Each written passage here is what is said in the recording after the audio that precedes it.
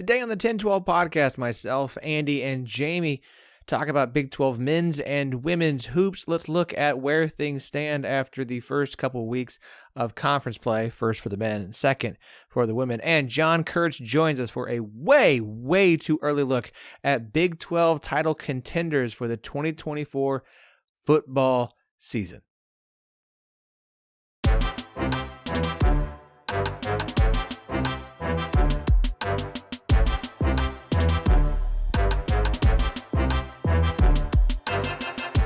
Welcome to the 10-12, the podcast that covers all 14 teams in the Big 12 Conference, plus Colorado, Arizona, Arizona State, and Utah. We are the flagship show of the 10-12 Network. You can find every show on the network at 1012network.com, and we are partners with Sport Social, Europe's biggest sports podcast network. Thank you for joining us today. This is our second episode of 2024, but this is the first episode that feels like the show is supposed to be. It feels right because it's the first time in a while we've brought together the three primary voices of this show that you will hear on a regular weekly basis. Because I'm not doing this alone. It's basketball season, so we are all about hoops. And I rely so heavily on these two people once it gets to this point of the season, specifically when it comes to men's and women's basketball. So joining me, as they always do, the voices you know, and in one case love, and the other case complain because he talks about his particular team with a heavy bias. The one you just heard is Andy Mitz. I don't know what you're talking about. What bias? I can't wait till we talk about the Kansas game. And, of course, the voice you love, the vibe queen of the 10-12 network. She is JSJ, Jamie Steyer-Johnson. Oh, my gosh. It's so good to finally be back. And it's great because we're recording this. I've got another podcast appearance tomorrow to talk more Big 12 women's hoops. Like, we are thriving. We are talking so much basketball. We are watching so much basketball. Oh, it is a good time of year. Who are you two-timing us with? Well, Phillip, since I branded myself as your go-to for Big 12 women's basketball by putting it in my Twitter bio, which is good. I've been on a couple shows. I went over on Mark Schindler's podcast early in the season, and then tomorrow I'm going on Dano Mattia from Her Hoop Stats. I'm going on his show to talk a little bit of Big 12 hoops. Ooh. So. Look, she's building the brand. No, she is. Come on. She is the brand, okay? JSJ when it comes brand. to women's basketball, she is the brand for 10-12. She's at some point we're just gonna let JSJ just give me the face and the voice of the 10-12 network for our own benefit. Yeah, look, when it comes to Big 12 women's hoops, you're the go-to. That's not the reason we keep you around. That's like, I mean, that could be like a good or a negative. When just no one covers it, it's like, yeah, I'll jump in. Look, we're going to give full credit to Justin Kurtz, who does a great job over at her Hoop Sports, and we'll get her. No, he is. I mean, love Justin, but when we're talking national braids, bro, it needs a little help. Also, because we've kind of touched on and talked in the past about women's sports betting. Jamie, I assume you follow Tishu Index, right? Yeah, I do. Because he puts out women's basketball betting numbers. And it's awesome. Yes. He does, and then it's a subscription for the full one, but Her Hoop Stats has one as well with a couple of my guys, and they do. I mean, they're wild. They're good. All right, so they've got great numbers. All you've just said is that we need to get them on to talk about women's basketball betting on the show. I like this. I like this idea. We're going to put this in the show notes, and we're going to let Jamie take care of it for us. It's the first time we've been together since December, like before the Big 12 championship game, I think. I think that's right.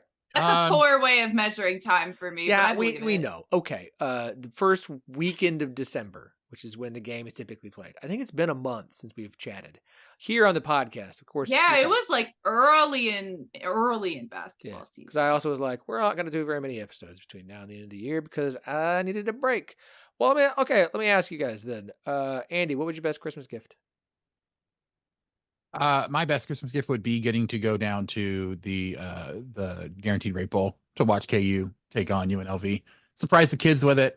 So that we all got to go down, got to go visit some friends who lived in the area as well for actually on Christmas. So it was a great trip. Didn't really have, obviously it took up a lot of the Christmas funds. So that was, but it was well worth it. Event presents are my love language. My favorite gifts are always like tickets to things. I didn't have one of those this year, but it's always good. Always good. Jamie? Oh my gosh. How long do we have?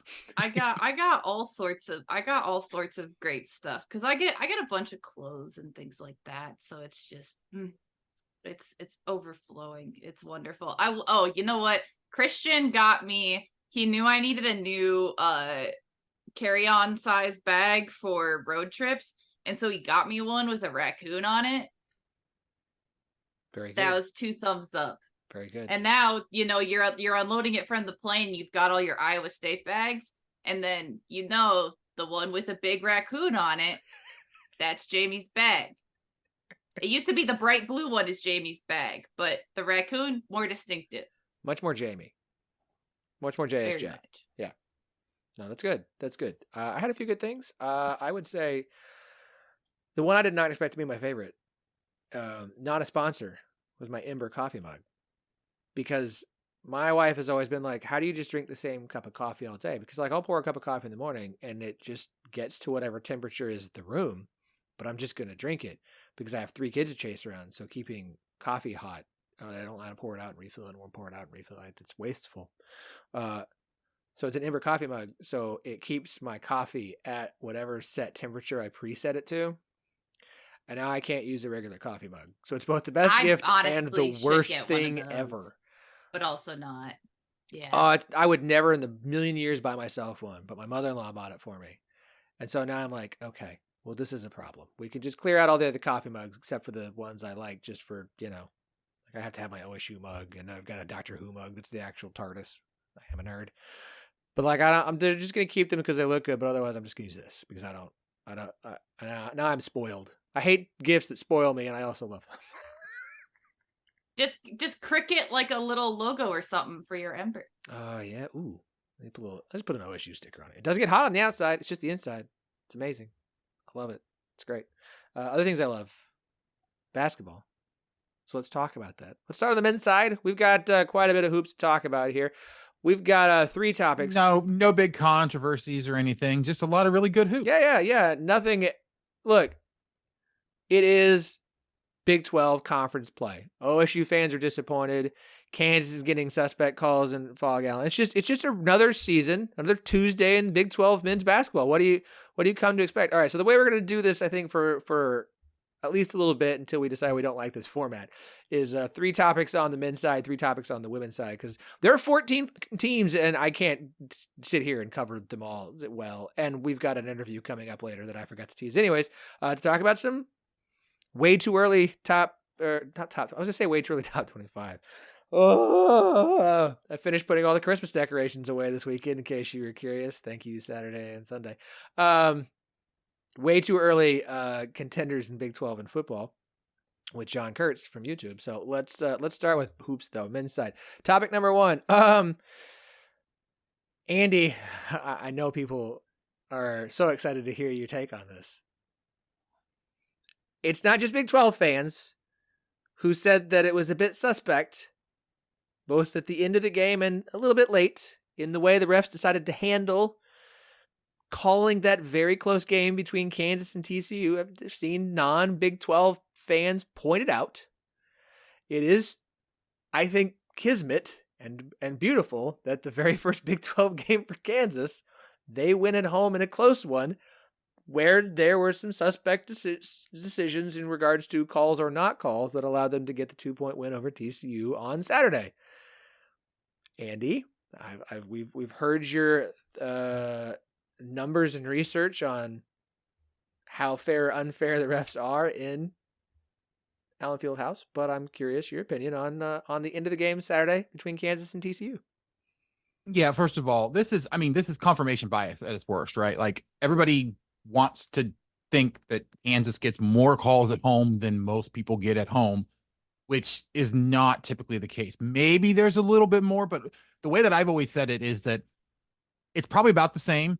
It's just Kansas is in a position to actually take advantage of those lucky breaks more often than most teams. And so a lot of, when it happens and it leads to a win as opposed to a loss, then people get upset about it.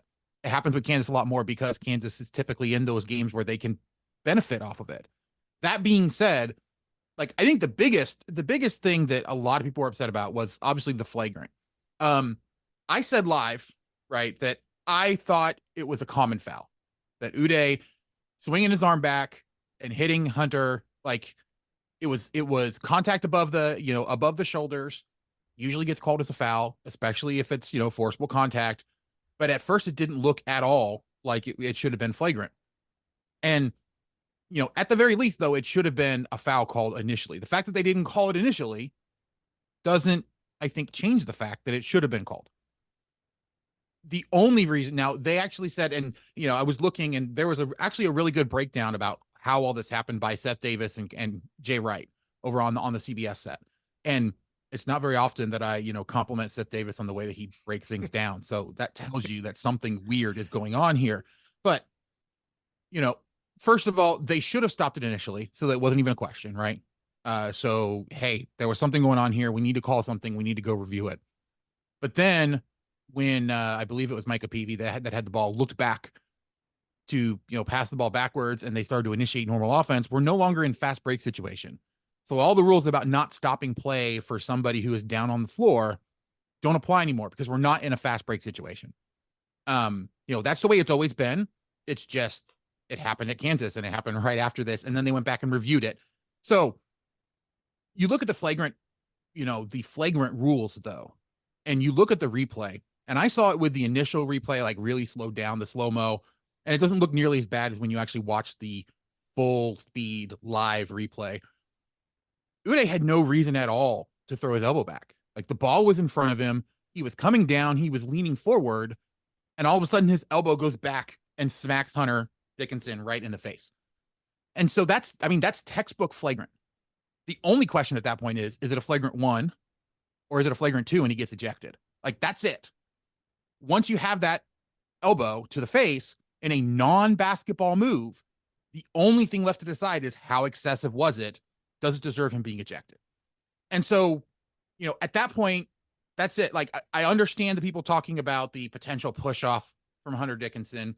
And again, those sorts of things get missed all the time. There was a push off from TCU that allowed them to take the lead earlier. That kind of the same thing. It's like those get missed. You live with it. You deal with it. And then the talk about the travel, there's some question about whether he was, whether he dragged his pivot foot or anything like that. But there was a ref that was literally sitting 2 feet away with direct line of sight.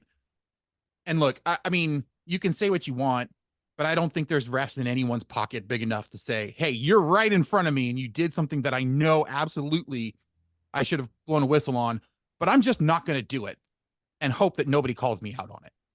So look, I understand kind of the way all of that came together. I think the most people had an issue with the flagrant and stopping.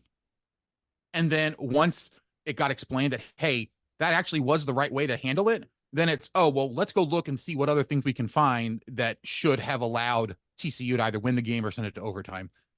I think at worst, it should have gone to overtime. But, Kansas should have gotten the ball back at that point. They should have theoretically been able to take free throws. The only question was, did Hunter Dickinson foul Uday as well? In which case, Uday should have been able to shoot some free throws. But that's it. Like, I understand that people want there to be controversy. Everybody wants to talk about how Kansas gets all the calls all the time, no matter where they are. It's just not true.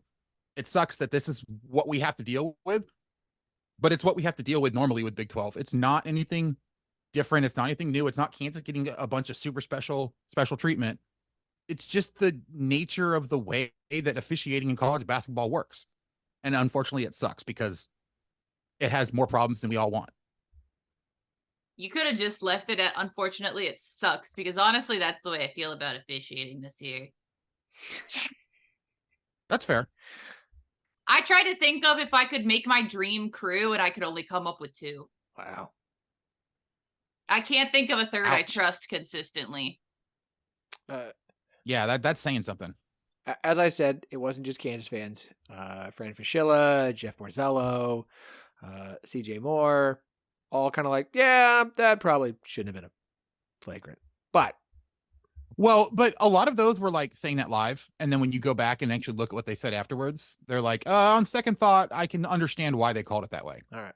CJ Moore specifically was one of the ones, but like there was quite a few people that like looked at it, and the initial reaction was very similar to mine. It was like, was that really a flagrant? And like, the way that I was live blogging the game, I basically said, oh man, I understand why they stopped it now. Like I look and see what happened there. I'm guessing that they're probably just going to say it was a common foul and that it's going to be Kansas ball, like a loose ball common foul, maybe Kansas ball. Like theoretically they could upgrade it to a flagrant one, but I don't think they will. And then the more I watched it, the more I actually saw some of these other looks that I couldn't see on the broadcast. It's like, oh, okay. I understand why they did it. Yeah, it sucks that that's the moment it came. And that's what, like, those are the circumstances.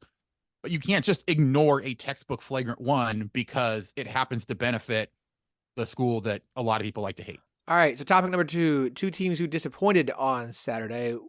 We had Ben Hazel of the Midwest Madness podcast, used to help work for UCF on the show. And there's 2 teams we talked about in particular as far as like, do you believe in them or not? One of them being Texas, one of them being BYU.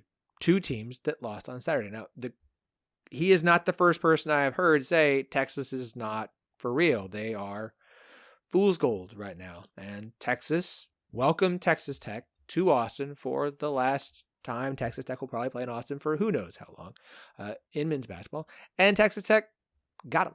Texas Tech took care of Texas in Austin. And it wasn't, I don't know, I wouldn't say it was a particularly close game. Texas Tech, who's been a solid team so far this year, and I think their tournament team, took care of Texas on their home court. Then there's BYU. So Texas losing, I mean, I don't think it's too surprising if you didn't buy into Texas this season. Then BYU. So BYU is for real. Ben thought BYU is for real, and there's a lot of numbers to back up BYU being for real. Open Big 12 play at home against a Cincinnati team who's been fine, and take, what was it, a 9-point lead at the half and lose by 11. Now for BYU, of course, they rely heavily on the 3, and it was not falling for them on Saturday. BYU went 13 for 46. How much of it? 46 of their 64 shots were from 3. They only made 13 of them. We could talk about the free throw disparity. I saw BYU fans complaining about, well, Cincinnati shot 24 free throws and we only shot 10. It's like, yeah, because when you jack up threes, you're not going to get fouled in the act of shooting very often unless the team you're playing is not very good. So, like, you're not going to get a lot of free throw attempts when you're jacking up that many three. Look, you know what? So they got a double feature of that. So I'm curious your thoughts, Andy, Jamie, if you'd like to hop in here as well. The Texas loss is one loss. There's still plenty of season to go, but it does to some extent back up the I'm not sure if Texas is for real at this season and should be. I know they shouldn't be ranked come Monday. I'm sorry. They were already at number 20. I don't think they should be ranked now. I'm not sure if Texas is for real. I'm going to hold to that belief. Should we change our opinion on BYU after Saturday's game? My only thought on this, because don't have to explain why, you guys know me. Cincinnati stayed in our same hotel in Provo, and they were nice when we passed them in the hallway. And apparently, because of the time change and because of how long the flight is, after an 8 o'clock local time tip, they were going to get home around 5 a.m. So I will say they deserved to win. That is my only thought. I love That's messed up. They should not tip that late. Man, I love that is as non-committal as it can get. But no, I appreciate it. Like BYU is one of those teams I think that surprised people, and they did it by being really good at one particular thing. Yes, they have a good defense, like a lot of different teams in the Big 12, but they really surprised people, I think, with how good they shoot from 3. And unfortunately, there's a reason that Bill Self calls it fool's gold, or did for the longest time, was because you can get really hot from three, but if you rely only on 3-pointers like BYU does, there are going to be nights where you are just ice cold. You can't make any of them, and you're going to lose a game that you have no business losing just because you can't make shots. It has absolutely nothing to do with what the other team was doing, and I'm not saying that's the way it is with Cincinnati. Cincinnati definitely made it harder for BYU to get good 3-point shots, but there was plenty of those wide open ones even, or like ones that BYU, you would expect them to knock down that they just didn't make. And so, I think this tells us as much about BYU as it does Cincinnati. Now, granted, I give Cincinnati a lot of props. I think that they're a better team than I expected them to be coming in. And I think that this shows their ability to do that. But BYU, I think, is one of those teams that's either going to be really good in the conference or they're going to fall off really quick just because of what's happening, the way that they actually try to go ahead and score points. So I think the jury's still out on BYU. I don't think they're as good as some people were starting to think. And I mean, we're going to find out a whole bunch, I think, on Tuesday when they go to face Baylor down in Waco. Yeah, for BYU, I'm trying to see this. Let's see. They hit a shot. 12:01 left in the second half to be up 51-47. They scored 2 points until 3:25 was left. Yeah, Cincinnati went on a 16-2 run over the course of. It just kept scoring and pulling let's away. See. Like it. Yeah. Over the course of 9 minutes, they went on a 16-2 run. You were up 51-40. Oh man, yeah, 51-47 with 12:01 play. You scored 9 points in the final 12 minutes of the game. Woof. Yeah, like I think BYU is still going to be good. I think they're going to have to do something other than just shoot the three. As for Texas, I think. I believe it. I believe the whole they're just not as good as their record indicated, and they stayed ranked for as long as they did because they were ranked in the preseason. And Texas Tech looked like a Grant McCaslin coached team, and I mean that fully and totally as a compliment. They played good defense. The offense was clicking, and Texas was. It's a big first game of Big 12 play. They've got road games at Cincinnati and West Virginia coming up. UCF, they could lick their wounds and come out and sit in here 3-1, and we could all be having a different conversation about Texas. But I'm going to be interested to see how Texas handles when they run into a point in the schedule where it's going to be tricky. Yeah, I mean, I think I was talking with some Iowa State people, and I think this is probably the best way to sum it up. If I look at the Iowa State men's team, I don't think they're going to be in the top of the Big 12, but I think this is a lot more about the Big 12 than them. I think they could probably be top 4 in most of the other leagues in the country. Probably not the Big 10, just because of who, how top heavy that is. But, and I definitely feel the same way about Texas Tech. I'm still not sure what to make of this Texas Tech team because I do think that they're playing probably a little bit above their talent level, a little bit above, first and a first year head coach. You wonder at what point are they going to hit the wall and how do they react to it?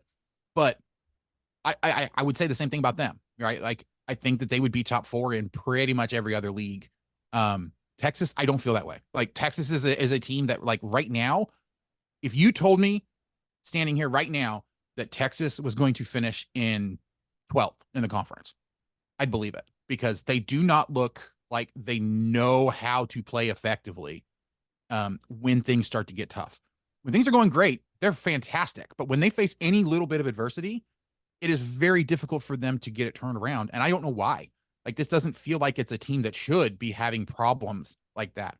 But for whatever reason, it seems like the first time they hit a bump, it jostles them to the point where now they're not really sure where they're getting their next, points from or anything like that. So, yeah, I'm not shocked. I would not be shocked if Texas completely fell off a cliff at this point. Texas has a 4-game stretch to end the month of January. That's Baylor, at Oklahoma, at BYU, Houston. I mean, 0-4 is that probably expected 1-3 would be at good. This point. And we'll see how they do over the next 3 against at Cincinnati, at West Virginia, and UCF. Okay, topic number 3 for the men's side. The teams at the bottom of the conference. We'll set Texas aside since they're technically not all the way at the bottom, even though they're at 0-1. Specifically, the teams who do not have double-digit wins at this point. That would be UCF, Oklahoma State, and West Virginia. I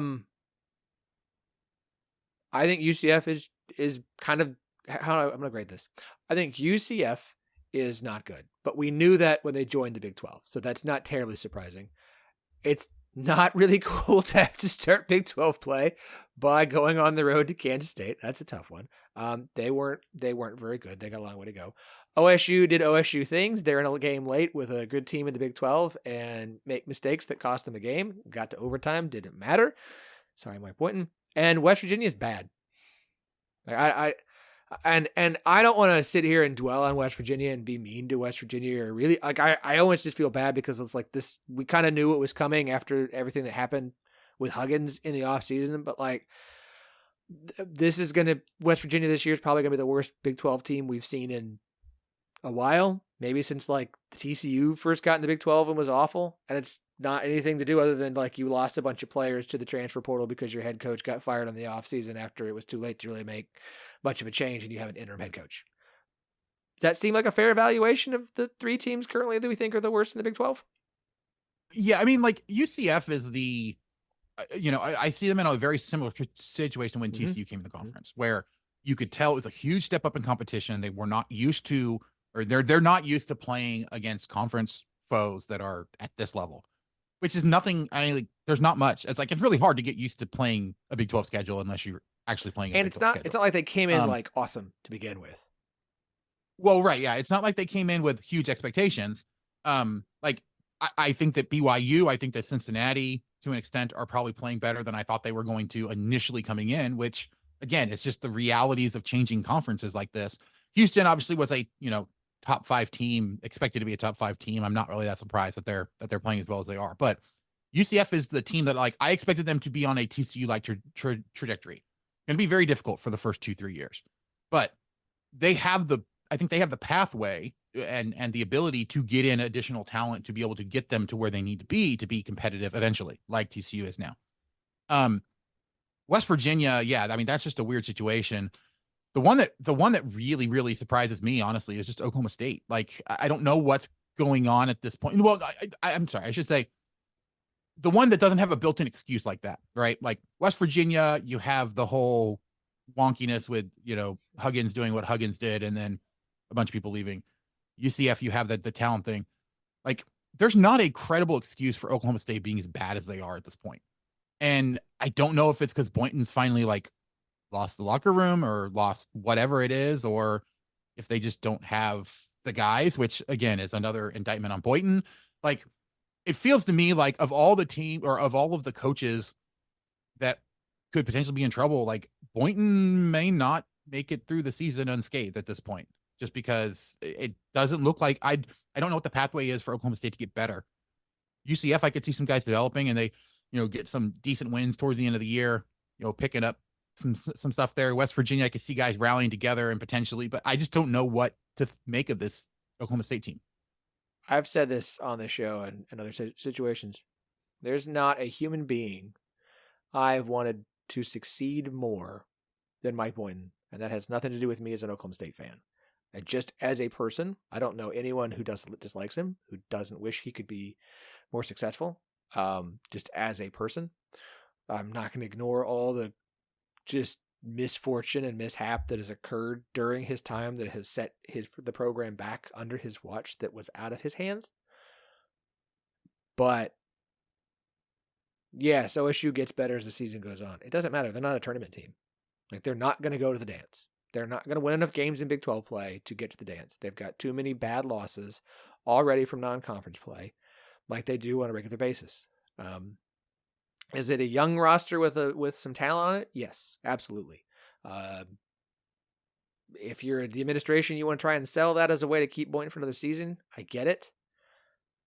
There is fan apathy about Oklahoma State basketball. When Travis Ford was still the head coach, people cared and got pissed off when they didn't do well, despite him recruiting as well as he did. This is different. This isn't everyone's mad, because if you're mad, you still care and you're invested. This is fan apathy, and that's the one thing that will get a coach fired every single time. OSU will win a couple of games. I can predict this season, they're not going to have a winning record of Big 12 play. They'll get a couple of marquee wins that the certain fans who are just going to be loyal to a T are going to say as a selling point. Fans will care for a bit. They still won't. They might show up for the next home game. They'll probably lose. Like it just, and they're going to be in competitive games and make mistakes that cost them games like they did on Saturday and have done a lot in recent years. So look, I like Mike Boynton a lot. I don't know how he's the head coach at Oklahoma State next season unless they just, I don't see a justification for it other than we really like him. And we all know how that's the general consensus of like Baylor fans about Dave Aranda right now is like, yeah, he's a great guy, but like, I don't know if we can keep doing this. So I hate it. I hate it. I hate it. I hate it. I hate it. And that's just as somebody who likes Mike Boynton.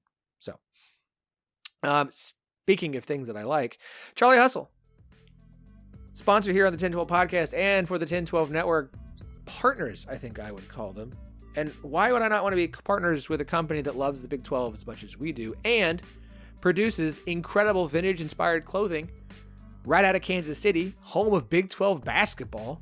They specialize in collegiate and hometown apparel, and it is so good. Charlie Hustle wants you to be the best dressed fan this season. So you need to go to their website now. You go to charliehustle.com, check out everything they have for all the Big 12 schools. They've already started dropping teases. Basketball-specific shirts are coming. Like, they're coming. The one they teased was the Kansas State shirt, which is not shocking because they have a ton of great Kansas State and Kansas and Iowa State gear, and they have good stuff for everybody, and more is on the way. Houston. I don't know. I was just got a coughing fit there. Look, you need to go to charliehustle.com. You need to use the promo code 101215, TEN1215, and get 15% off all non-sale items. Look, we want to support companies that want to support the Big 12, and so we are big supporters of Charlie Hustle. So go check it out. Go check out what they've got. You're going to love it. There's some fantastic sweaters and hoodies. There's some incredible bomber jackets. Like, they have great stuff. So go to charliehustle.com. Use that promo code 101215. And remember, Charlie Hustle, vintage made fresh. All right, let's jump to women's hoops. Number 1, TCU with a home loss to Oklahoma State. A fine but mediocre Oklahoma State team on Saturday. Dropped to 11-3, 0-1 in Big 12. No, that's the wrong. I've got to close some tabs. The 11-3 record is wrong. The problem is when you jump between the ESPN logos and it's the men's and the women's. TCU is 14-2, 1-2 in Big 12 play. Sorry, with 0-1 should have been the giveaway because they've been playing for longer. West Virginia, whose fans have been mad that West Virginia was not higher rated and believe they should have been, and we talked about West Virginia on our midweek podcast.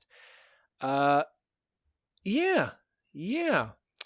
70-49 at home to, albeit a very, very good Texas squad. So here's the question. Jamie, I'll let you lead off. Rough loss for TCU, rough loss for West Virginia. Should TCU and West Virginia fans be worried after Saturday's performances?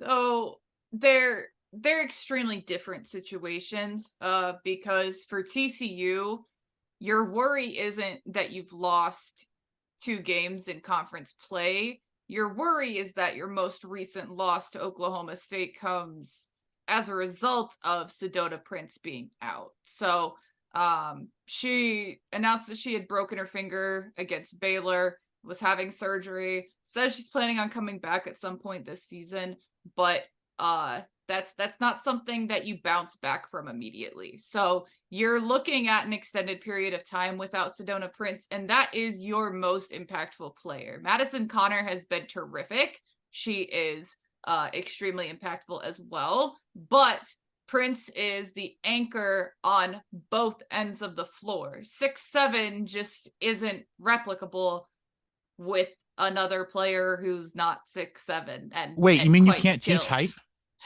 Yeah, I think that someone might have said that at some point. But so that's your core of your defense as well as the core of your offense, in that she attracts attention, and that's part of what has allowed Madison Connor to be so efficient, that you can't sell out on her at the perimeter. You can't sell out on stopping the drive. And so that changes the face of your team. That is the number 1 player you could not lose. Number 2 would have been Madison Connor. Number 3 would have been probably Jaden Owens. But that's your number one. And so all of a sudden your biggest advantage is gone. And this is a team that's already been struggling with depth. Now there's a small bright spot from this weekend, which is that Sydney Harris played her first couple minutes as a Horned Frog. That's your sixth transfer that hasn't seen court time yet, but was incredible in her freshman year at Central Michigan. So if she's ramping up, that would certainly be a positive addition, but that simply doesn't replace what Prince brings you. So against teams, especially teams with a significant inside presence, your Kansas States, your Iowa States, your Texas, where you have height, length all over the place, that's going to be huge. There's some teams that you are still going to be able to compete against pretty well. That's kind of the haves and the have-nots in the Big 12 this year is the post. And not for like who's going to be good and who's going to not be good, but that's the one thing that like half the teams definitely have one, half the teams don't as much. So they'll be okay, but their ceiling is much, much, much lower. You're looking at a much more likely finish around where you were picked, which is near the bottom of the conference at 9th. So they're still going to finish potentially higher than they were picked, but it's not good. West Virginia, on the other hand, I think got a little bit exposed by the team that they were the least well equipped to play against. They are a small team, they have a short bench, and they came up against a team that is extremely tall, is extremely long and athletic, and plays a lot of players. So yeah, that's gonna be tough. Even, you can say, oh, well, Texas doesn't have Rory Harmon. That is a big loss. But against a team like West Virginia, where you're running up and down the court, you're having to contend with the pressure, whatever. If you can break the press, which Texas did enough times, and then slow it down, guess what? West Virginia doesn't have a player on their roster who could guard probably 3 of the players on the court at any given time for Texas. So that's tough in that I don't think West Virginia is built to beat Texas. I think that Texas wins that game 99 out of 100 times. But the rest of the conference is not built that way. So you're still going to win plenty of games. You're still going to be able to defend plenty of teams. Well, you're still going to be able to turn over enough teams and speed them up enough that you're going to win games. So West Virginia, no, I'm not worried really much at all. I don't think West Virginia is going to be like number 1, but they're absolutely a tournament team. They're absolutely top half, top third, whatever, depending. But TCU, that's extremely concerning. Yeah, I mean, West Virginia is going to be a top 6 team in the conference. I mean, they have so many different players that can do so many different things. And I mean, you look at what happened against Texas. They shot 12.9% from 3, 4 of 31. For a team that relies on the 3 as much as West Virginia does, and how good they usually are at shooting the 3, you just can't overcome that. It's just not possible. And so, I mean, that is much more of but you're also not going to see, like, they're not going to be a team that shoots 4 of 31 from 3 very often, if ever again this year. And so, like, it's a freak situation. And I mean, I think a lot of that had to do with just the fact that, Texas, like you were talking about, they are a longer team that can bother, West Virginia was not getting a lot of open 3-point looks, because Texas was bothering pretty much every shot. And so, like, when you run into that kind of situation, unfortunately, you're going to, I think that every team in this conference, with the exception of maybe one, has another team in the conference that is just a horrible matchup for them, right? Because of what they have. Now, whether they can be exploited in that particular game is a question, but that's what happened for West Virginia against Texas. Texas, like you said, Jamie, is the perfect team to counteract anything that West Virginia wants to try to do, and they showed it. Like you said, TCU, having had this experience with Kansas with multiple Kansas teams on the women's side, you lose a key player to an injury, even for, a month-long stretch. That's 8 games. That can immediately, like, you have to completely change the way you play. You have to change how you run through everything. That's really hard to do, especially in a conference that's this good, that has so many different, play styles, that you have to get used to so many different things. You're already having to adjust to a bunch of different play styles, a bunch of different, ways that teams are approaching playing you. Add in, now you have to change the way that you play to handle the fact that you're missing a gigantic piece. I would be worried as a TCU fan. Now, again, I do think that they are good enough that they can, keep themselves in contention for a spot in the tournament, things like that. But I wouldn't be shocked if they struggle early and then have to come back and try to make that final push at the end, much like, Kansas did last year, right? Where they lost guys, middle of the season, had a ton of depth issues, had that big slump, and then made a push at the end of the year, and it just wasn't quite enough to actually get to the NCAA tournament. I think TCU could find themselves in a very similar situation where they're going to slump for a little while. They might take some losses that could cause real problems for their tournament, resume there. But I do think that once they get her back, like, they could make that big push. The question is just going to be, is it going to be enough by that point?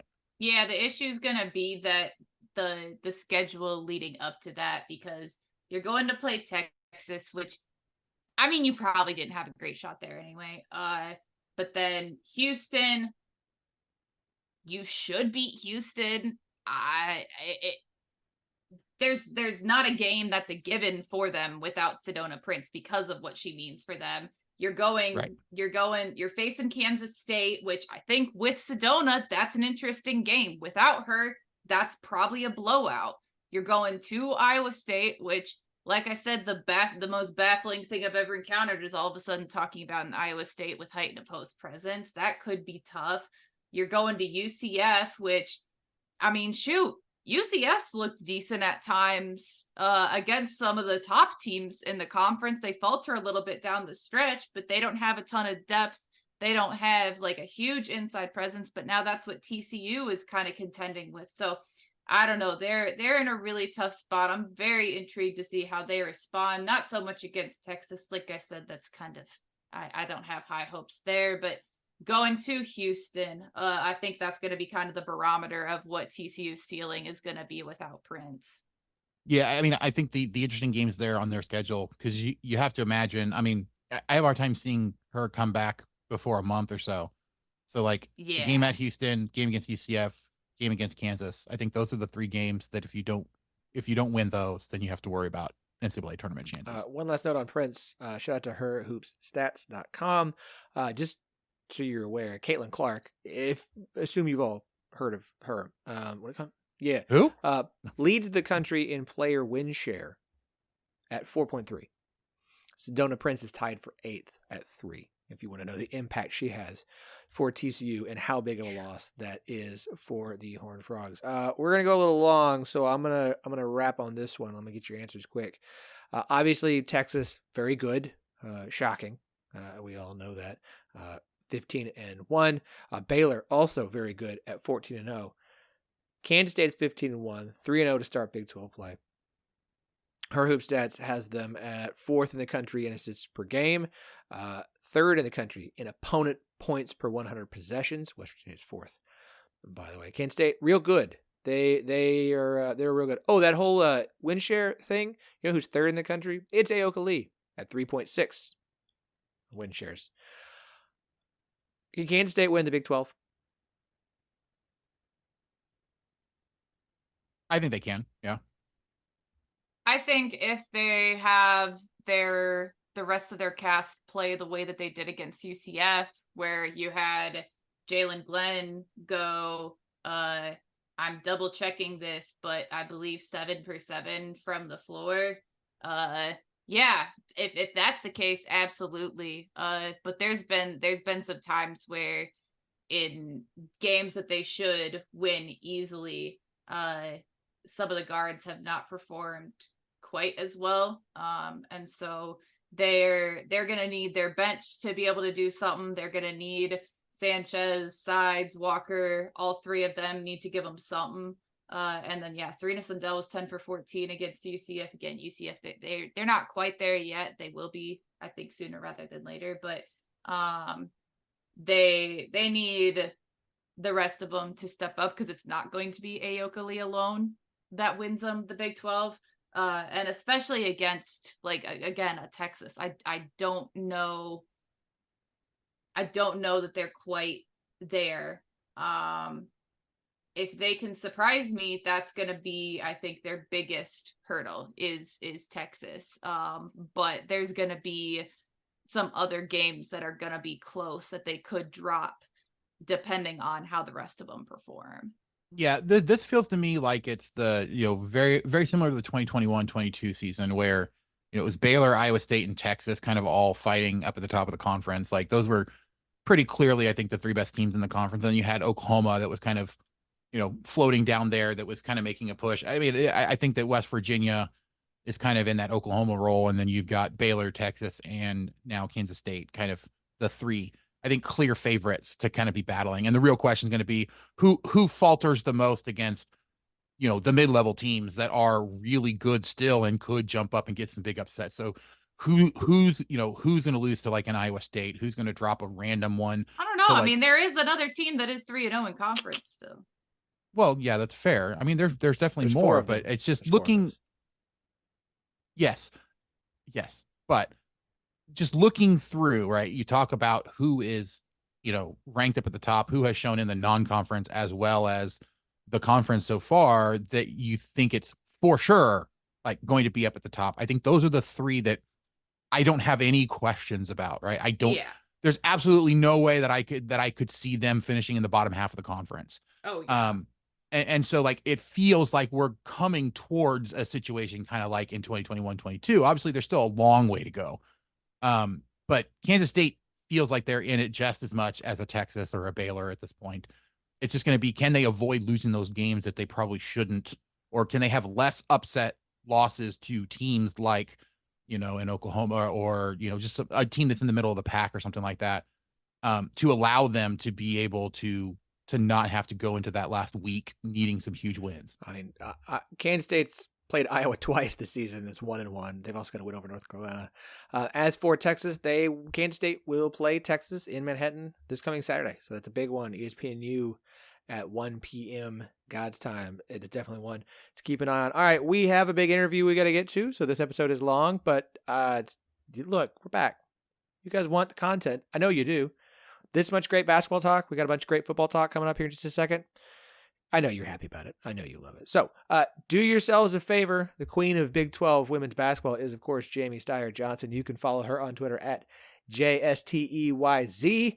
Continue to put out some incredible content there. Some of it that we share on the 1012 Network Patreon. Go check it out. Link is in the bio. We'd appreciate it if you became a paid subscriber. Andy Mitts 12, that's MITTS, is where you can find Andy on Twitter. Continue to cover the Kansas Jayhawks and Big 12 as well. You can find us at 1012 Network, TEN, the number 12, the word network, on Twitter, X, whatever you want to call it, 1012 Pod on Instagram, and Threads. Yes, I'm posting on Threads. I'm doing the best I can. And of course, 1012 Podcast on YouTube as well, where you can check out the interview with John Kurtz. The video should be up. Fingers crossed. That's the goal. Life is life. We'll see what happens. So we're going to get to John. Appreciate Jamie and Andy as always. They will be back again next Monday to talk more Big 12 hoops. Y'all, I'll be back on Thursday. What are we going to have? I'm not going to tell you, or it won't happen.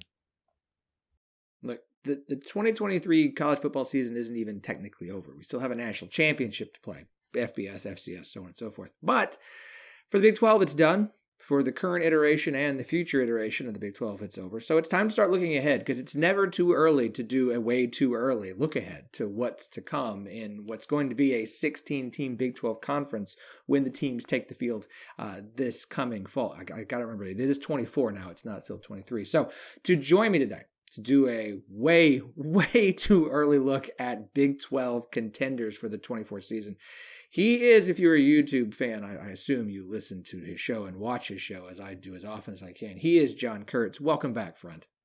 Hey, I appreciate you having me on. Happy to be here. Absolutely. It just seemed like a good time to get you back on the show. Seemed like a worthy conversation to have. Look, as I was preparing for this and had the idea for it, I think it made the most sense because we always do way too early looks. And I think in the Big 12, usually you know, especially when it's a 10-team conference, we'd have 2 or 3 teams we talk about. 16-team conference. No Oklahoma, no Texas. So no perennial favorite in Oklahoma. No feels like the right pick and turns out to be Texas like this year. We've talked about the Big 12 for a while now, ever since Oklahoma and Texas announced they were leaving, was going to be this wide open conference. It's fun to bet. It's going to be exciting because you never know who's going to win. And we've seen teams get to the Big 12 championship game every year now since it came back that were picked like 3rd, 4th, 5th, 6th, 7th, 8th in the preseason poll. As I put this list together, this is exactly what we all said would happen because I have 7 teams I think I can put into a contenders list. For those of you listening in podcast land, this is not a visual medium. I'm using air quotes contenders because who the hell knows? And I've got at least 3 other teams I think are kind of on the, let's call them dark horse, on the outside looking in. How big is your list as we sit here in January having this conversation? Yeah, I think you're right. It's definitely as advertised. I mean, everybody said this conference is probably going to be lacking at the top. I mean, that's what you're missing with really in Oklahoma. Obviously, this year it was Texas, but more consistently it was Oklahoma, a team to legitimately challenge for a national championship. I don't think that you have that in this league, although, you know, Arizona may be a preseason top 15-ish kind of team. They're probably approaching that sort of rarefied air. But yeah, I mean, I think I would go 7 and then maybe 8. UCF getting KJ Jefferson to me is the one that kind of jumps into the fold potentially there. I still think there may be more of an adjustment period for them coming in, but you know, KJ Jefferson, PJ Harvey, they've got talent at receiver. They've got skill talent. They've got a great recruiting class coming in, borderline top 25 recruiting class coming in this year. So I really like a lot of what Gus Malzahn's doing. And by the way, I think he's a really good coach too. So, you know, when that's kind of the bottom of it, I mean, it proves the depth that this league has. And I think I would go, you know, I mean, Arizona, I think, should be the favorite. Like I said, they've got a stud quarterback coming back, young quarterback who obviously lit it up this year. They've got a 1,400-plus yard wide receiver coming back. Overall, they have 18 of 22 starters returning. I mean, there's just a lot to like there. And they obviously punctuated a 10-win season with a victory over Oklahoma in the bowl game, which to me kind of announced their candidacy there and probably set off what will be a nice little hype train going for them. Utah's Utah.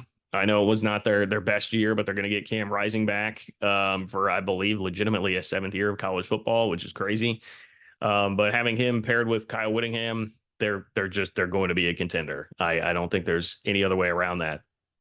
I sorry to interrupt. I agree on Arizona wholeheartedly. Like, and I don't want to oversell the bowl game. Like, you're not going to force 6 picks in every game of the upcoming season, but like they bring back most of the whole team, and it really feels like they've figured a lot of things out this year. And so if you look at that and say, okay, well, you're coming from a P5 to a P5. You performed very well in what was a good Pac-12 in its final season, and a lot of those guys are still young and new, and you're going to have guys develop over this offseason, continue to improve. Like it's hard not to look at Arizona and say, I know they're coming into the conference for the first time, but this is going to be kind of a new thing for everybody. You're still getting used to the 4 newcomers from this year. You're going to have 4 new schools that you're not used to playing next year. The schedules are all completely unbalanced.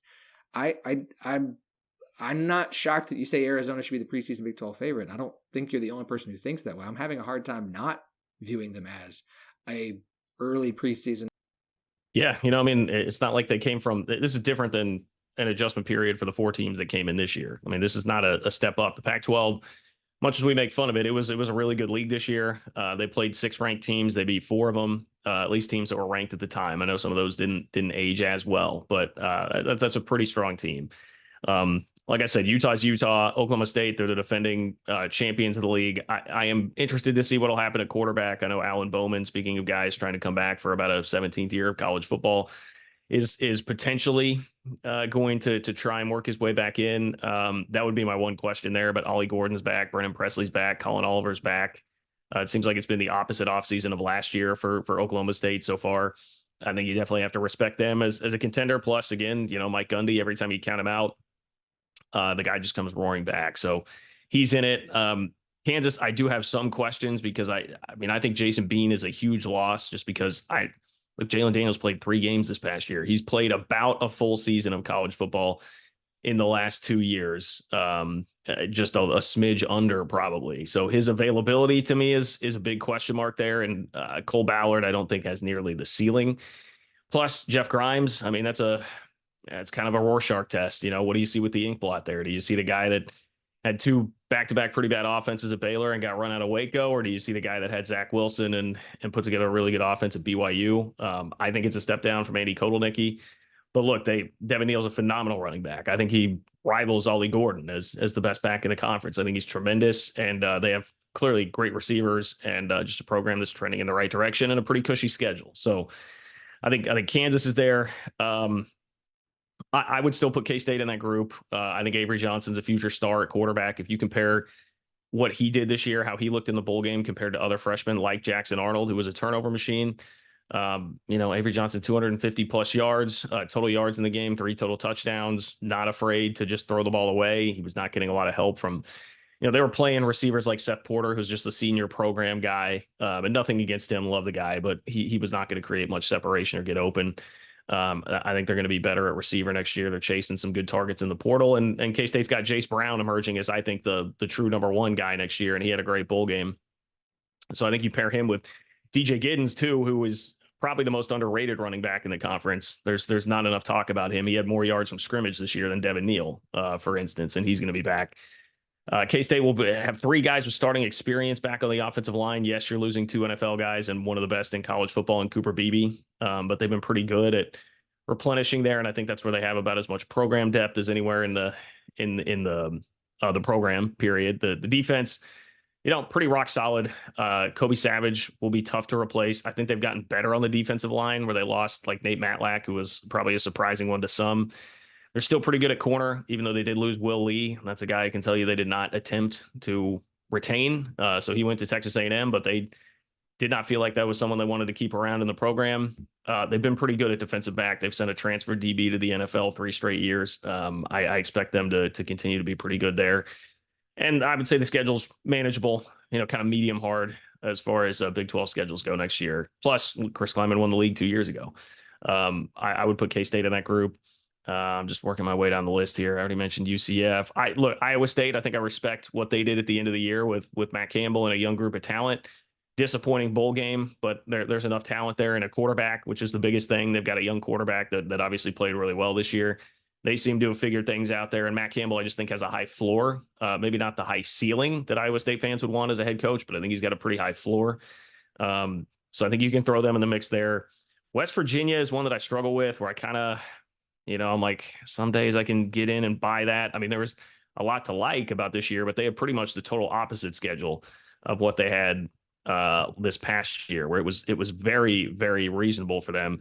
They're going to have to go to Arizona. They're going to have to go to Oklahoma State. They've got to go to Texas Tech. They host KU and K-State and Iowa State and UCF. I mean, that's a tough schedule. It's a really tough schedule that West Virginia is going to have. So we'll find out what we need to know about Neil Brown and how much of that was schedule driven this past year. But that to me is kind of the list. And then stopping after that, I mean, you're looking at like Texas Tech, I know has a bunch of talent, and to me, they're still outside looking in. Like, I just got to see it, man. I mean, they haven't won more than 8 games in over a decade. It's just been a long time since we've seen that happen. There's always a bunch of hype every offseason. Tech fans are great, and they're really good at hyping up what they got. But, I was hearing about Zach Kitley was going to be the big difference maker, and then it felt like by the end of the year, they wanted to run him out of town. I'm still not convinced Baron Morton has this ceiling of a Big 12 conference champion quarterback. TCU sitting there as a team that played for the national championship last year. Obviously, it was a huge drop off this past year, but it's hard to ignore the pedigree of what they did 2 years ago and the fact that they can bring in a bunch of talent. So I mean, there are some teams that I think probably have somewhat of an argument there as well. But to me, that list is kind of where I stopped before Texas Tech and TCU. Yeah, I think those are 2 legitimate dark horse kind of teams to keep an eye on. I mean, I've said since they hired Joe McGuire, year 3 is going to be the year for Texas Tech to really know if this is going to work out and if there's going to be a big ceiling. And so I think they continue to recruit really well. You've got another good recruiting class coming in for Texas Tech. I'm a little bit higher on Baron Morton probably than you are, but I think he's a serviceable enough quarterback to in a wide open 16-team conference to maybe get them to Arlington. Like I agree though, we got to see it to believe it. With Kansas State, it's so hard based off of kind of how the trend has been in the Big 12 of you get there and then you're going to go back to the kind of the bottom of your development cycle. And I don't disagree on Avery Johnson. They're going to bring some key pieces back, but we see this every year. Like Big 12 title game participants really seem like they're at a good point in their development cycle. Either at the peak or like the year before, and they're able to get some things to go their way. I'd point at kind of OSU for that case. With Kansas State, how do you see them keeping that consistency with as much turnover? Because we just don't see teams with high turnover get back there without the name Oklahoma on the jersey. Yeah, I mean, I guess, if we're talking about it in the context of being a Big 12 champion, that probably changes it. Because my initial reaction is like, well, I mean, last year they lost higher. They had more in terms of losses last year to me. I mean, they lost a first-round pick on the defensive line. They lost a second-round pick in the secondary. They lost another draft pick in the secondary. And then they lost Deuce Vaughn, who was just like a, program-changing kind of talent on offense. And they still won 8 games and were 6 yards away from beating Texas in overtime of, I think, probably playing for a Big 12 championship. I think the Iowa State game may go differently if there's more on the line there that last game of the year. So I just think this year you're not taking significant losses like that. You're going to upgrade, I think, at the quarterback position. Love Will Howard, and as crazy as it is to say that because he's probably going to be playing for Ohio State next year. I think Avery Johnson just is a guy who can elevate others, and Will Howard's a guy that can take a team where you want it to go when you have a lot of talent around him. I didn't even mention that they lost Malik Knowles, who was much more dynamic as a playmaker at wide receiver than anybody they had this year. I would even argue Cade Warner was.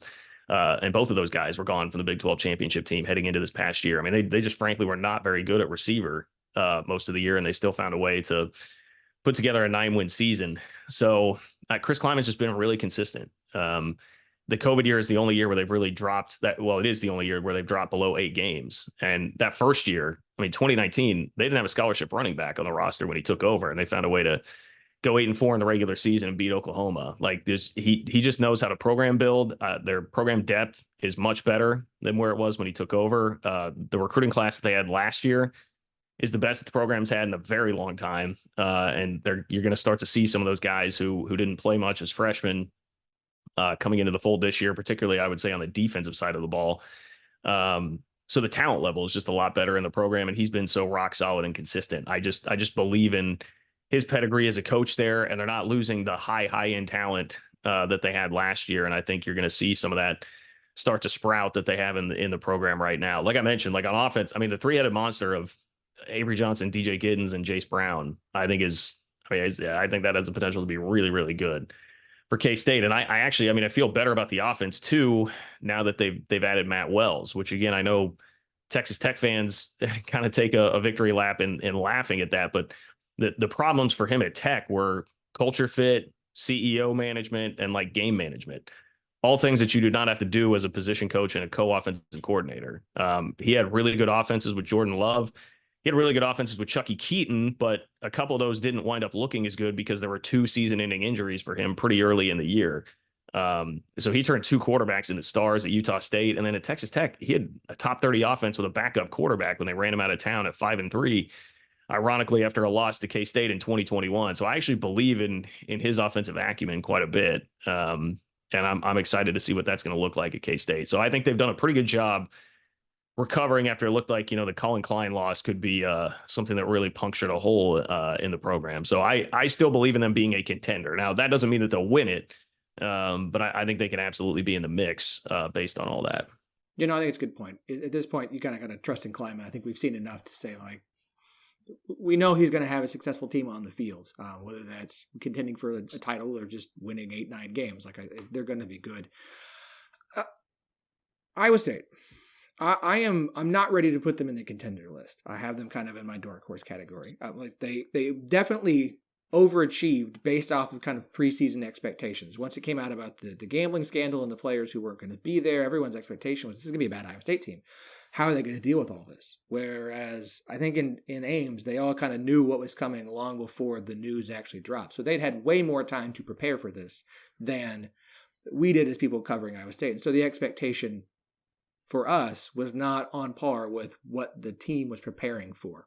And so, look, I agree on Rocco Becht. I think that's a guy who looks like he's going to probably be a first-team All-Big 12 quarterback at some point in his career if he continues to develop based off the level of talent we saw just in his first season. I think they figured out some things on offense that were very anti-Matt Campbell. There was a switch flipped from non-conference to conference play, which is also very Matt Campbell. And I'm not going to hold a bowl game against him because Matt Campbell doesn't care about non-conference games. So they could go 0-4 outside of the Big 12 and still win the Big 12. But my problem with Iowa State is it's a little bit like Texas Tech. Like, you got to the title game in the COVID year. I need you to prove that you can do that without other circumstances going on or that are affecting everyone else. And so, like, I'm not arguing with as much as they were bringing back. Like, I think they bring back, like, the entire offense and everybody, but a couple of key pieces on defense. Obviously, like, I think TJ Tampa and another player in the secondary. It was a really good secondary. Like, I understand what they're coming back, and I think they'll continue to develop. I need to see something from Iowa State outside of a COVID year that makes me go like, no, this team can put it all together for a whole season, treat the non-conference like it matters to actually have a really good year and say, we're going to be in Arlington again. Well, you're preaching to the choir there. You know, I'm kind of a little deferential to them because of what happened, I think, in that K-State game, which I will not call it fluky. I mean, it was a horrific effort from K-State, but the defense was pretty good all year. And that was historically, in the years that they've been tracking advanced stats, the worst performance we've ever seen from a K-State defense. So you can draw your own conclusion, I suppose, from that. You know, I mean, there was some like Will Lee was a guy, so they didn't try to keep. He's the one who ran down Sama in the snow and then just like shoved him forward, gave him a little speed burst on his way to the end zone for 20 yards. There were a lot of weird things happening in that game, but look, I have to kind of pay respect to what they did. They tore K-State up. With Iowa State, I think the deal with Matt Campbell is like, I think he's got a lower ceiling than what everybody thought when he was first bursting onto the scene, but I think he's got a much higher floor than anybody that's kind of, praying for him to just lay in waste and go away when it looked like they had some struggles. I think he's too good of a coach to let Iowa State wallow around where like Paul Rhodes had it, 3-4 wins every single year. They obviously had the blip on the radar one year with that a couple of years ago with the 4-8, but I don't think that's going to be very consistent. I think he's a guy that, and Iowa State fans will laugh. I've kind of made a joke out of it and certainly did. I used to. And he's going to be a 7-5 sort of guy. I just think that's where they're at every year with him. And I don't think they have that ultimate ceiling. I mean, yeah, the COVID year was wonky, man. I mean, it was like Texas A&M, Iowa State, North Carolina had these amazing years. And we've kind of seen what those programs were outside of that under the same coaches. They have not been able to really replicate all of that. And there was a ton of weird things happening that year. And let's throw into the mix this. I mean, look, Brock Purdy is like in the MVP discussion in the NFL right now. Breece Hall is a legitimately very good NFL running back. Charlie Kolar is a very good tight end. Like, they had so much talent. They had the Big 12 Defensive Player of the Year at linebacker on that team.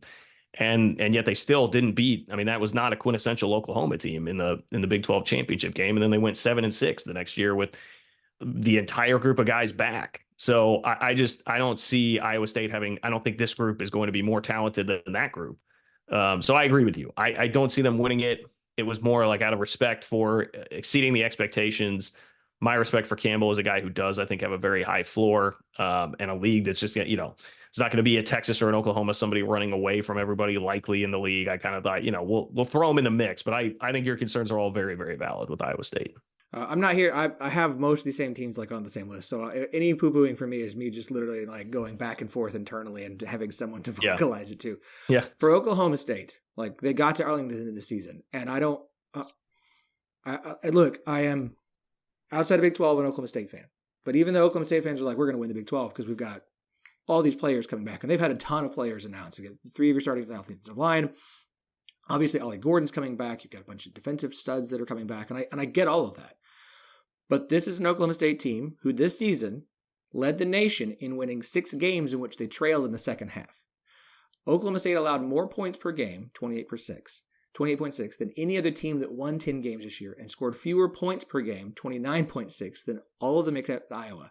They won 10 games with a 1 point differential.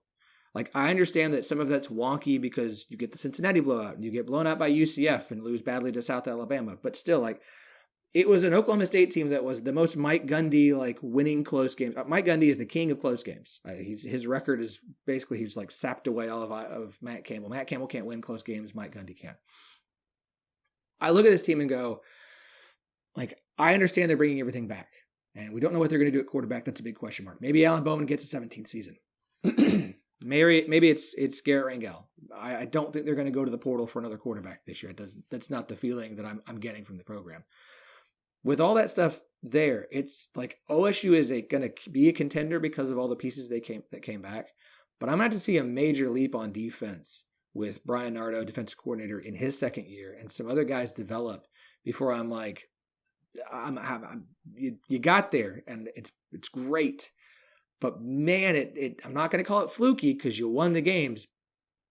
But man, it's so hard to replicate that level of success with that small a margin for a second year.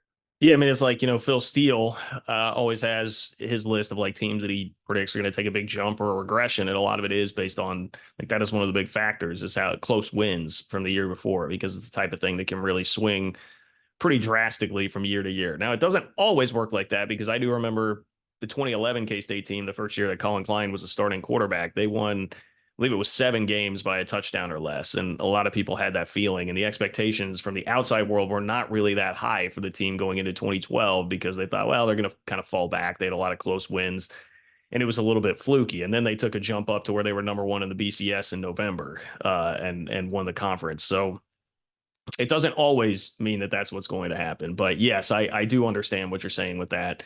And I would just feel a lot more comfortable if I knew what was going on at quarterback there. I mean, I think like, and even with Alan Bowman, Alan Bowman is what he is. I mean, I think he's solid. He can get the ball to some of the playmakers, but he's not going to be overly dynamic as a quarterback. But at least that would give me confidence there's a steadying force there. Rangel, maybe a higher ceiling. I'll be honest. I don't know a whole lot about the guy.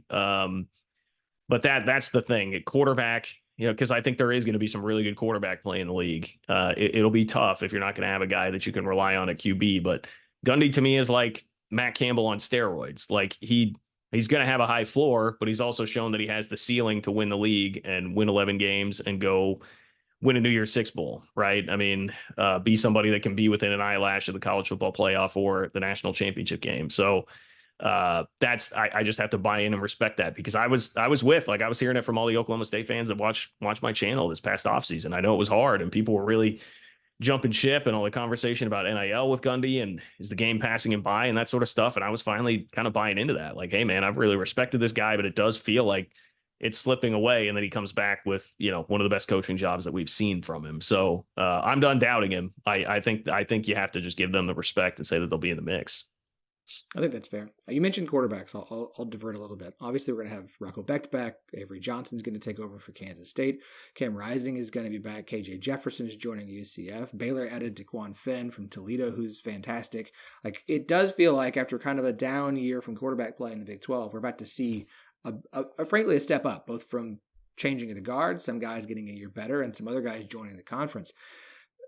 It's hard not to say this is going to be the year of the running back with R.J. Harvey and Devin Neal and Ollie Gordon. Like 4 of your top 5 running backs from this past season are returning, and there's going to be other guys who step up. Maybe I'm going to pronounce it's Abu Sama from Iowa State. Maybe he has a big year. If you were going to peg year of insert here, is it quarterback, running back, or something else in the Big 12 in 24? Yeah, I mean, it's hard to argue with running back. I mean, they're just going to be so strong there. I mean, I think like Taj Brooks is a phenomenal running back. He's coming back at Texas Tech. Like DJ Giddens, like I said, at over 1,500 yards from scrimmage, over 1,200 yards rushing. He looked phenomenal in the bowl game against NC State, which is a top 20 defense. Harvey is great at UCF. Devin Neal, fabulous. Ollie Gordon literally was the best running back in the country this past year. So I think I can't just defer away from that, but I do think quarterback play will be better. And I think this was kind of a down year, gap year, maybe if you want to call it, for quarterback play in the league. And I'll refer to, I was reading Heartland College Sports. I think it was Pete Mundo that had a piece the other day where he said, hey, look, like Texas was a deserving champion. They were a deserving team in the college football playoff, but they did perhaps get a little bit fortunate that their biggest weakness this year was the secondary. and the league was maybe not as poised to take advantage of that weakness as they typically would be. And the two best passing attacks they saw this year were Washington and Oklahoma, and those are coincidentally two teams that they lost to when they had to go up against Dylan Gabriel and then Michael Penix. So, and look, I mean, I saw that K-State game, for example. I love Colin Klein, but I felt like they waited way too long to get away from the running game, which was doing nothing. I mean, T'Vondre Sweat was just tearing them a new one, and it took them a long time to make the adjustment. And once they did, they came roaring back and probably still should have won the game. But if they make that adjustment a little bit earlier, things maybe go differently in Austin. So just helping slam home the point that, yeah, I think quarterback play was a little bit down. I think the transfer portal work has been good. I think like Jalen Daniels deserves mention too. If he's going to stay healthy, I mean, he's a guy that we've seen at his top end can be a really, really good quarterback. So if he stays healthy, if KJ Jefferson hits, if the kid at Baylor hits, which I know there's a lot of excitement about him, who they got in the transfer portal, Avery Johnson is who we think he is, et cetera, you go on down the line. I think it could be a year with much better quarterback play. We kind of led this conversation off talking about how wide open the Big 12 is going to be. We've got list of contenders that are 7-8 long with some guys or some teams just outside. And that's been the expectation of the Big 12. But we're also hearing a lot of conversation about how good the Big 12 is going to be moving forward. We get the national pundits about, the Big 12 is going to be a one bid league, which is basically saying if it didn't have an auto bid, the Big 12 might not even get a team in the 12-team playoff a lot of times, which we can set aside the ludicrousness of that all for another day, just so that they can get in some more 8-win SEC teams. From your mindset, and I've gone back and forth on this internally for a little while, do you think this is the best version of the Big 12, where we're having multiple teams contending year in, year out? Or would the Big 12 be better off, given the way college football is now, given the way the sport is covered, and with the 12-team playoff and winning national championships being the only thing that matters as to whether or not your conference is good or not, would the Big 12 be better off having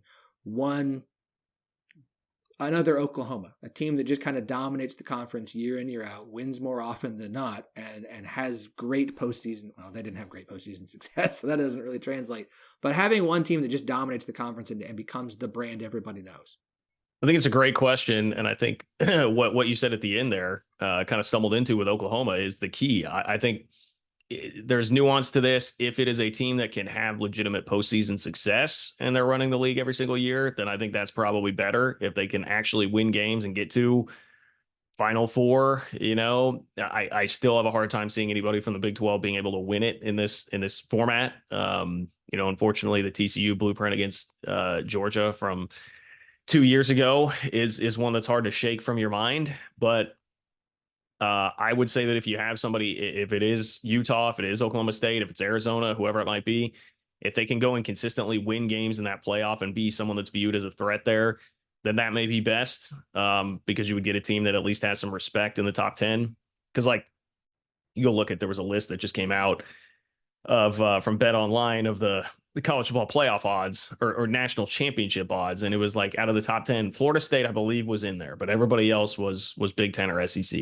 I mean, that's the type of world you're going to be living in. If you can have somebody that at least gets into that discussion, I think that would probably be better for the league. But if you're not, if it's going to be somebody that's like in Oklahoma that would dominate the league and then just be out in the first round or two of the playoff every single year, then I think it's better to just be this version of the conference, kind of be who you are. And I think, unfortunately, that's probably the more likely scenario, because you just got to kind of be different, and I think Brett Yormark has sort of understood that. And that's one of the things that makes him great as a leader of this conference is George Kliavkoff, I think, was too much trying to play the same game, being like, hey, we are basically the Big Ten. The Big Ten got this $1 billion TV deal. That's great news for us because we're close to them and we're going to be close to matching that. And that's not what you are. You gotta try and be different. The ship has sailed, the toothpaste is out of the tube. They're making too much money. The resource gap is too big.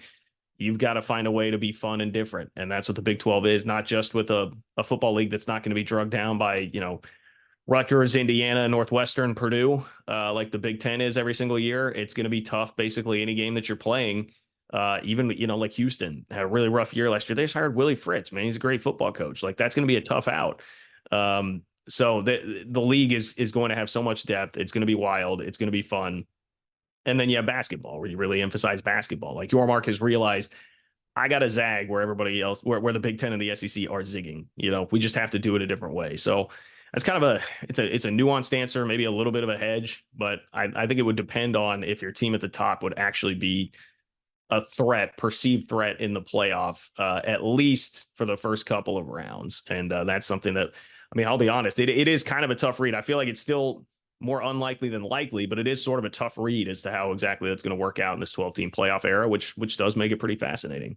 Yeah, like it's okay to be self-aware and to look for ways to make yourself good, even if you're not going to be the same as the rest of them. So, John, really appreciate your time, man. It's always a pleasure to have you on the show. Do me a favor, where can everybody check out the work you do covering the Big 12 and college sports? Yeah, no, I appreciate that. The YouTube channel is just John Kurtz, JohnKurtz.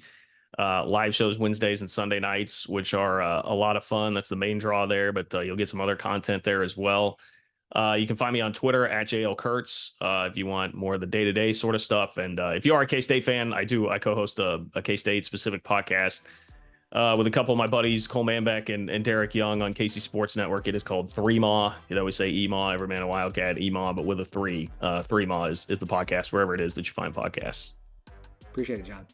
Hey, take care.